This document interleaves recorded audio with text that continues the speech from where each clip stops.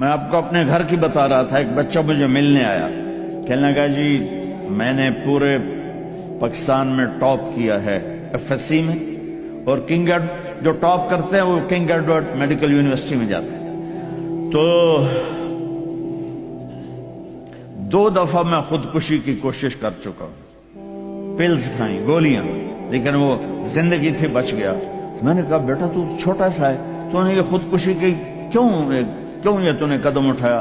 کہا جی میرے امی اور ابو اتنا لڑتے ہیں کہ ڈسہارٹڈ ہو کر میں 2 دفعہ خودکشی کی کوشش کر چکا۔ ماں اور باپ کی لڑائی نے اتنے بریلینٹ قابل بچے کو مرنے پر مجبور کر دیا۔ کوئی بھوک نہیں تھی، سوکھے تھے، اچھا خوشحال گھرانہ تھا، لیکن خامد بھی بد زبان، بیوی بھی بد زبان، تو بچے خودکشی پہ آ گئے۔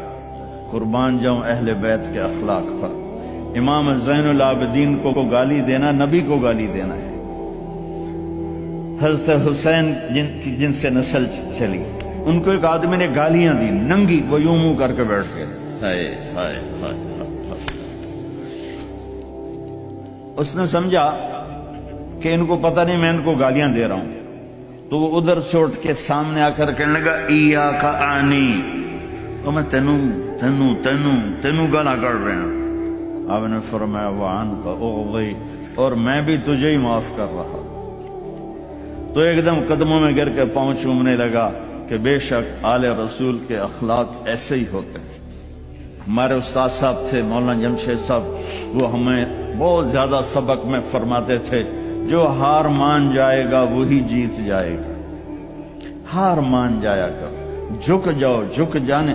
میرے نبی نے فرمایا جو جھک گیا اور معاف کر گیا، میں گارنٹر ہوں اگر اس کی عزت کم ہو تو مجھ سے آ کے لے لے۔ جو معاف کرے گا اللہ اس کی عزت بڑھا دے گا، جو بدلہ لینے پہ آئے گا پورے گھر کو توڑ کے رکھ دے گا۔ اپنے بچوں کو اپنی دولت سمجھو، ان کو یہاں اچھا مسلمان بنا کے چھوڑو۔